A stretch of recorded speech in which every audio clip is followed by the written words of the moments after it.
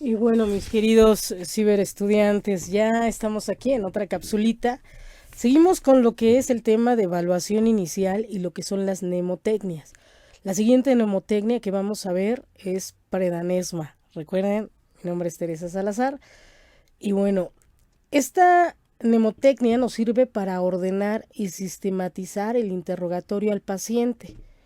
Las historias clínicas que los médicos realizan a los pacientes son muy importantes para que junto con los hallazgos de la exploración el médico encuentre qué tiene y cómo tratarlo. Realizar una buena historia clínica suele llevar más de una hora, dice, en la calle, dice, cuando el problema acaba de ocurrir y se trata de una urgencia, no podemos disponer de tanto tiempo para obtener todos estos datos, solo tenemos pocos minutos. Es por ello que se propone una guía para obtener aquella información que es esencial en pocos minutos. El interrogatorio es importante en los pacientes traumatizados, pero suele serlo aún más cuando se trata de la agudización de problemas clínicos como infartos o diabetes. No es lo mismo atender a una persona en un accidente, ¿no?, que no tiene diabetes, o a una persona sana, un joven que no tiene nada y que ha tenido un accidente, ¿no?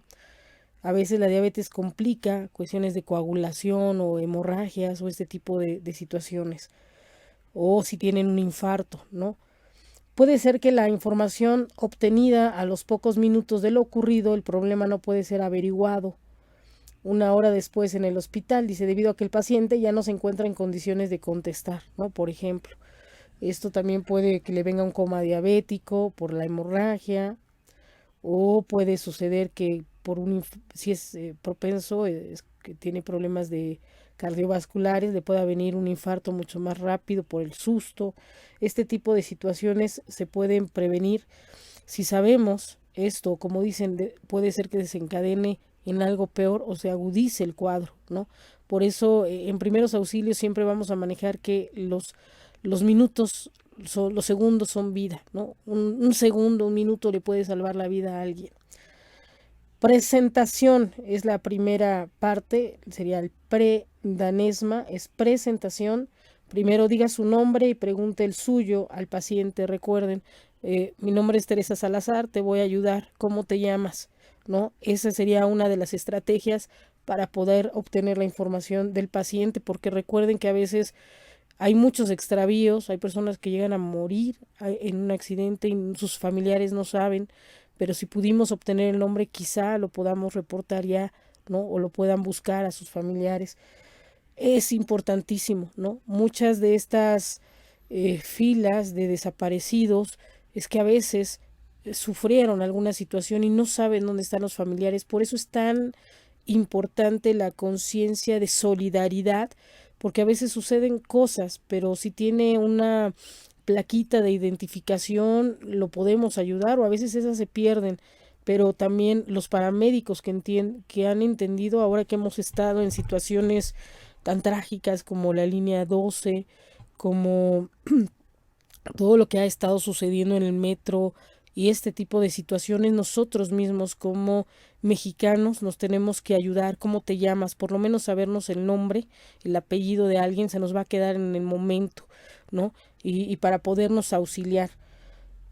Así es que recuerden, la presentación es: yo me presento como paramédico, ¿no? Ahora como ciudadanos preparados. Los paramédicos son técnicos especialistas en primeros auxilios, algunos hacen más que carrera, ¿no? En verdad, los primeros auxilios no son cualquier cosa. Una persona, un paramédico, la gente que va en Cruz Roja, en el ERUM, le salvan la vida. Digo, yo he tenido la experiencia que a mí me han salvado la vida, en verdad, y nos han salvado la vida y nos salvan día a día la vida, y hay muchas, muchas emergencias día a día, ¿no? Y es importante, a ver, lo repetimos, sería: mi nombre es Teresa Salazar, estoy aquí para ayudarle. ¿Cómo se llama? ¿No? Dice, será un buen inicio para establecer una línea de confianza. Pídale permiso para poderlo atender. ¿Le puedo ayudar? ¿Me permite ayudarle? Si te dice sí, no, no, también hay que respetar. Dice, recuerde su nombre y háblele utilizándolo. Siempre hablarle con su nombre para mantenerlo incluso en la línea de la realidad, ¿no? Si es una contunción, como vimos, un accidente, ya hablamos de coches, hablamos cualquier situación donde esté perdiendo el conocimiento, siempre el que te hablen por tu nombre te mantiene en la línea de no dormirse, ¿no? De tratarlo de mantener en alerta, en vigilia. ¿Por qué? Porque cuando caen ya en estado de inconsciencia, pocos datos vamos a poder obtener y ya entramos en situaciones de urgencia mucho más agudos, ¿no? Y siempre tratarlo de mantener despierto lo más que se pueda hasta que ya llegue la atención hospitalaria o llegue la ambulancia, hasta que tratar de entregarlo con signos, decimos, ¿no? Porque de repente ya empiezan a caer en cuadros, a veces en donde ya no hay regreso, lamentablemente, ¿no? Así es que hay que, ahora sí como dicen, pedirle a Dios y mantenerlo lo más que se pueda consciente. Este vínculo de tranquilo, trata de estar aquí, porque esa es la lucha, ¿no?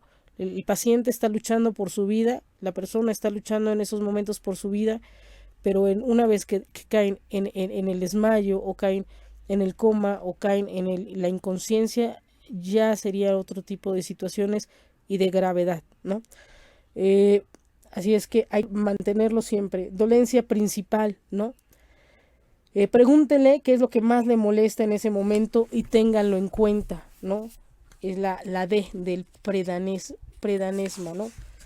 Dice, hay que mantenerlo, preguntar qué es lo que te duele, qué es lo que te pasó, ¿no? Me caí, bueno, si él puede decir me caí, ya empieza a platicarnos toda la historia, ya podemos sentirnos un poquito más tranquilos, pero si no puede decir nada, así hay que tener cuidado, ¿no?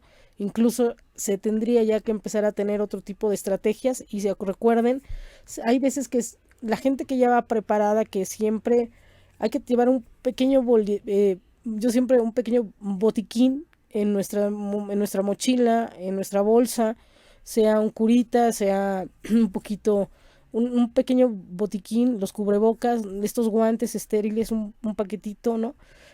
Pequeño, una bolsita donde tengamos 2 o 3 pares, ¿no? Por cualquier situación, un pequeño botiquín muy básico para poder hacer esta atención, porque recuerden que también es un riesgo tener el contacto en nuestra piel, en nuestras uñas, en cualquier lesión que nosotros tengamos, por cualquier infección, por cualquier situación ahora que ha habido. Antes era el SIDA, ahora es el COVID y ahora otro tipo de pandemias que se están dando y situaciones, pero siempre, incluso para nosotros no infectar al paciente o, digo, cualquier situación es riesgo, cualquier líquido corporal es un riesgo, es tratarlo de mantener, de tocarlo, ¿no? El guante es lo mejor, pero de todas formas a veces también se necesita el tacto para poder saber dónde está la dolencia y saber tocarlos, ¿no? Hay gente que es muy brusca, hay gente que es muy morbosa también, a evitar todo ese tipo de cosas para incomodar al paciente, ¿no? Con las yemas de los dedos y casi siempre con todo el respeto, ¿no? Con todo el pudor. Dice, no guíe toda su atención sobre ello. Muchas veces lo que el paciente identifica como lo más grave es lo que le produce más dolor o lo espanta, ¿no? A lo mejor le está espantando la sangre, pero a lo mejor más es un raspón, pero puede ser que traiga una fractura interna y no se vea, ¿no? Dice,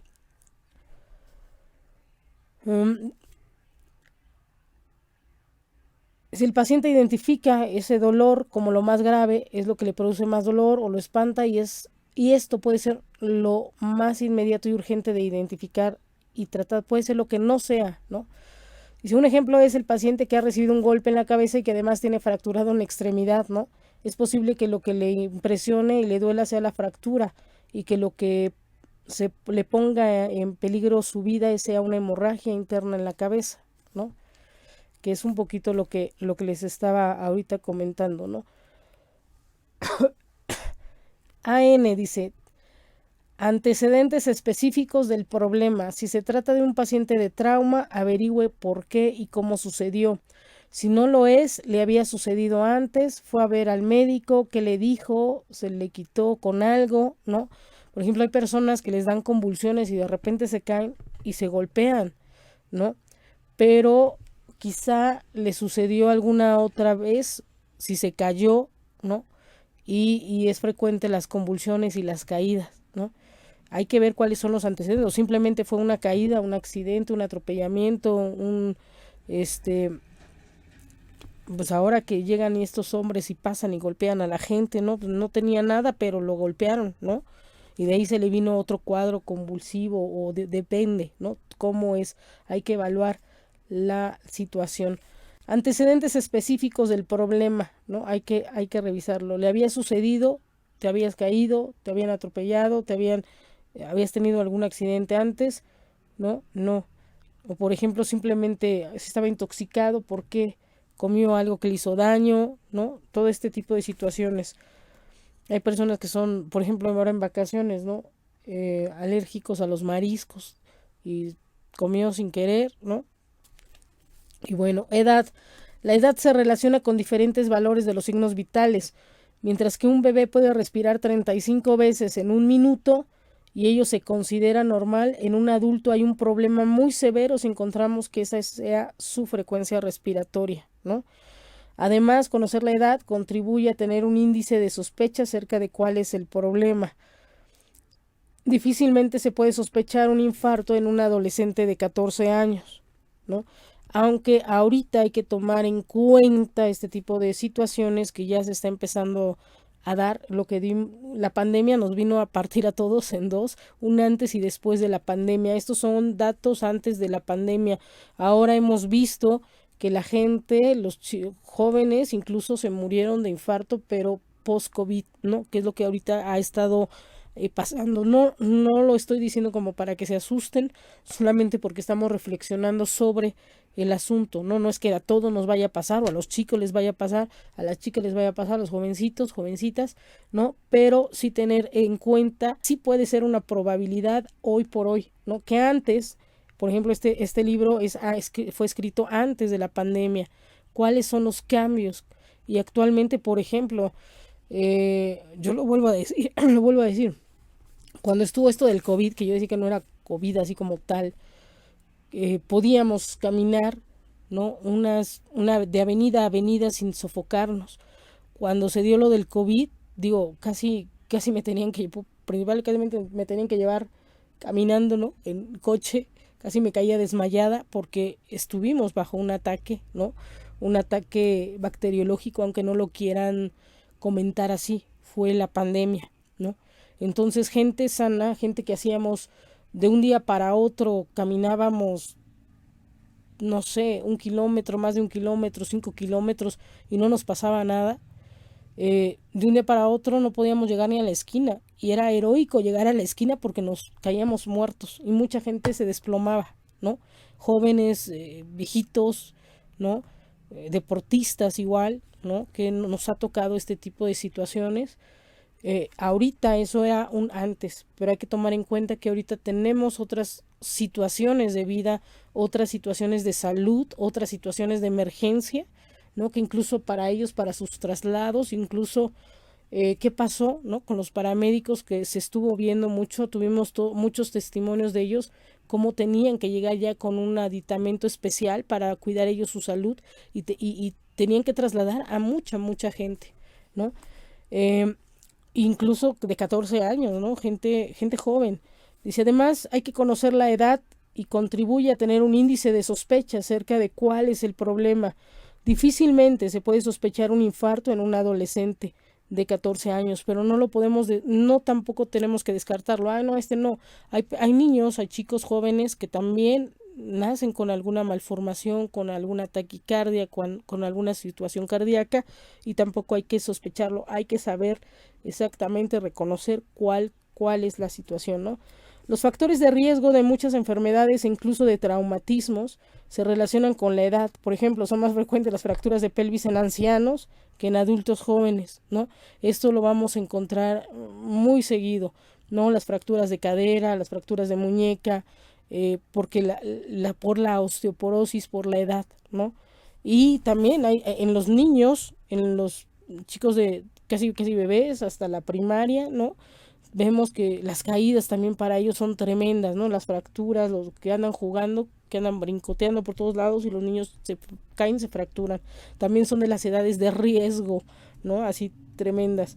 Si el paciente está inconsciente, debe obtener un aproximado de la edad, ¿no? Y también se reporta paciente femenino, paciente masculino, aproximadamente 14 años,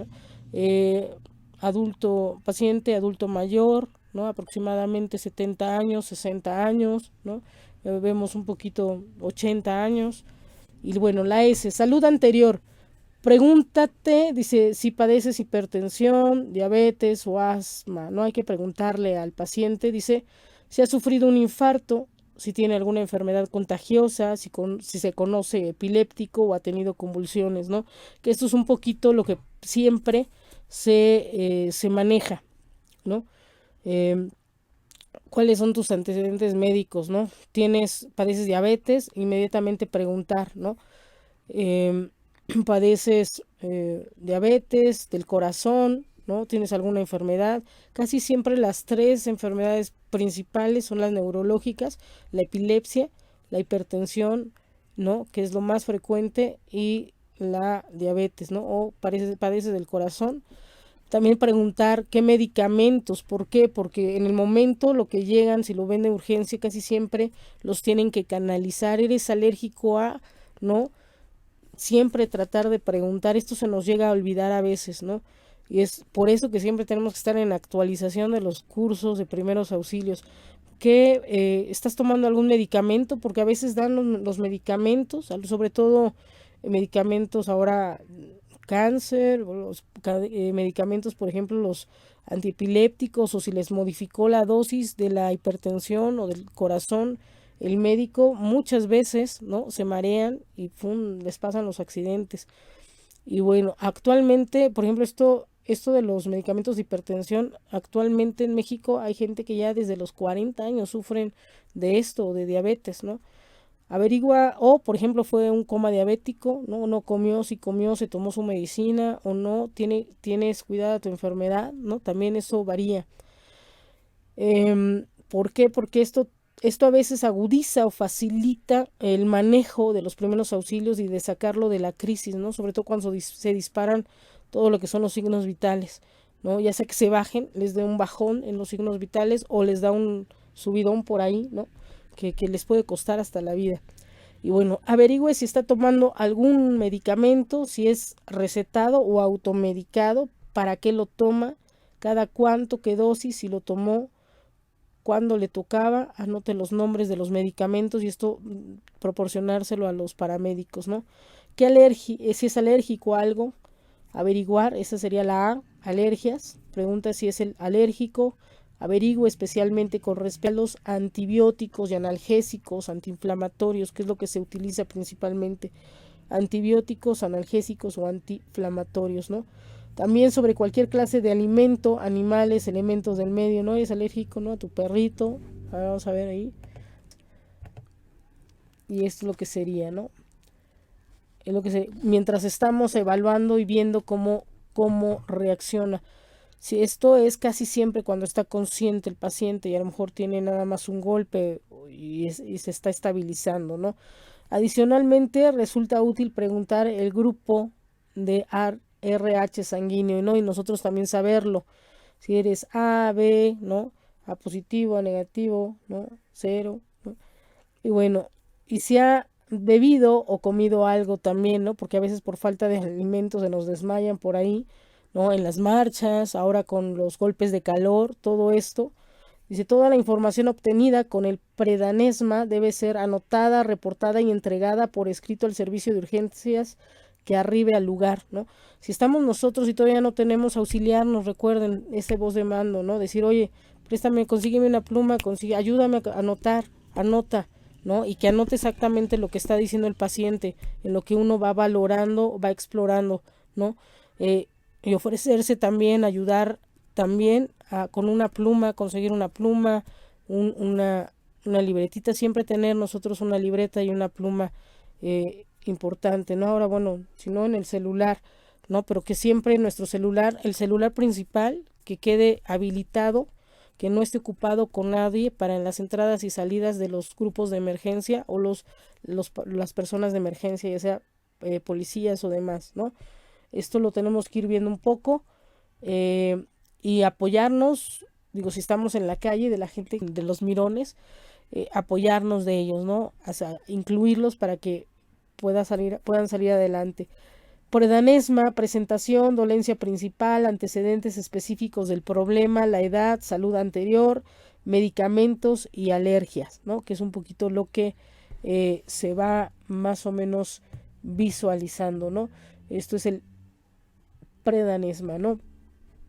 Esta es nuestra siguiente mnemotecnia. Esta es la cápsula de esta mnemotecnia. Vamos a seguir con el ABCDE, ¿no? Que ya sería empezar a ver, ya actuar un poquito. Esto es evaluación inicial,